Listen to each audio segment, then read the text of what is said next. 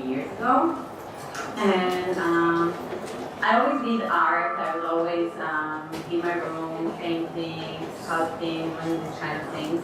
But somehow when it was my time to go to college, I chose fashion. And I guess it was more practical, or maybe it was related to my experience as a soldier. Israel is the only country where girls are obligated to do 2 years in the military.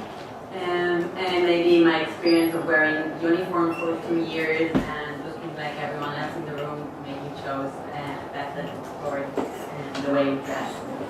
And so I studied fashion for 4 years in Tel Aviv, and this was part of my first collection or last collection at school. It was always in between fashion and art in school, and really the teachers didn't always get me, and anyway, I did what I wanted, and in my final collection I did, this part of it involved 3D printing, and I worked with a company named Stratasys. It's one of the largest 3D printing companies in the world. So it was a really big collaboration and a big opportunity for me. And really I can talk about it for a long time, but I don't think we have it. So I'll just say that this collection explored ideas of copies and originals, and we live in this time where everything is copied and reproduced, and then what is the value of an original object. And this collection got a lot of exposure, and it went into Vogue and Marie Claire and BBC and other kind of that stuff. And from Israel, that was very exciting. I was just graduating. I was older. I was 26 in Israel, since we do this military service and then take time off and blah. So, and 26 is kind of a normal age to graduate. And I was invited to show my work around the world, and it was pretty cool. I got to travel, and it took me to London and Paris and Glasgow and Alaska and Germany and many other places. And 2 years ago, I was really, really lucky to got a chance to be included in the Manus Ex Machina, the Met, and maybe some of you have seen it. And I was the youngest designer to have my work there. It was really like a dream having my work next to designers that I always admired and that obviously always defined luxury. And really that show was about the hand and the machine and what is more luxurious, what is more valuable, what do we value more. And then another show at the Boston Museum of Fine Arts that always also talked about similar topics. So I think this is also something important to think about. At times, working by hand was considered something that was the ultimate luxury, something that was done for many, many hours with one needle and thread. But with time, it evolved, and things that were done by machine maybe are as luxurious or not, or it's constant questions that what chases what. And after all that happened, I realized, okay, maybe I should continue and do fashion. It wasn't the obvious thing for me, even though I graduated from fashion design. And I decided to move to New York, kind of like thinking about the American dream and my dreams as a child. And New York is obviously the city that everyone dreams of.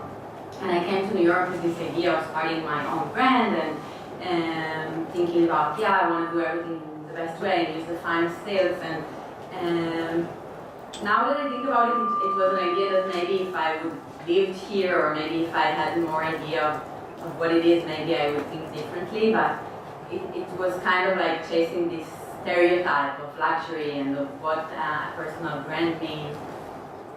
And I moved here without knowing anyone, without knowing where to buy a needle or a fabric or anything basically. And within a few months I did a collection, and then another one, and obviously it wasn't easy, but it was fun and it was exciting. And I did a few collaborations and some ready to wear, and there were some great responses.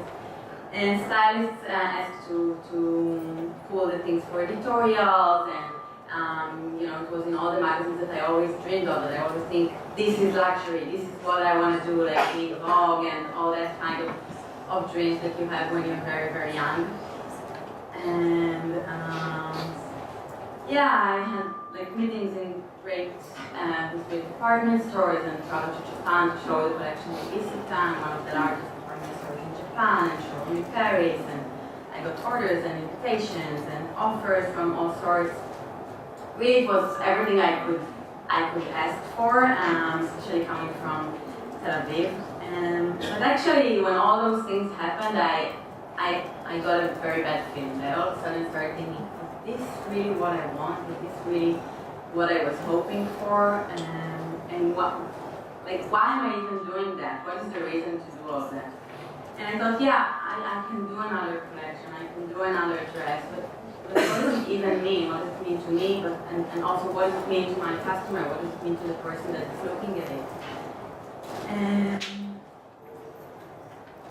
And yeah, I just thought that I'm doing a dress for someone's closet, and it's just going to be another dress among so many others. It didn't make sense to me.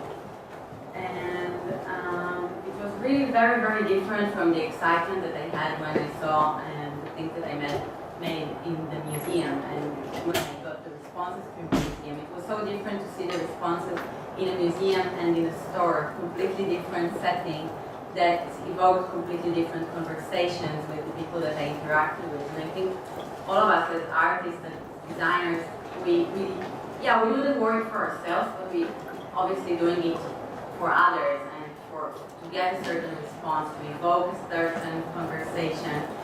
And really the same thing in two different settings evoked completely different outcomes and different experiences and different interactions for me with the world. So I felt like the museum is a setting that, or not necessarily a museum, but art is a setting that can create conversation with much more meaning, with much more content, and even when it's about the form, it has much more depth. So I decided that, like I talked before about being true to the customer and listening to the customer, and I felt like I also need to listen to myself. And so I decided to take this kind of time out from the ready-to-wear and seasonal collection to think, what do I do with all those thoughts, and how do I reframe my work and my practice? And so I went back to kind of like my childhood and what I initially liked to do, and returned to do artwork and choose more wisely the project that I'm involved with and the collaborations, the fashionable collaborations that I'm doing, and doing fashion projects that are one of a kind, that are not seasonal.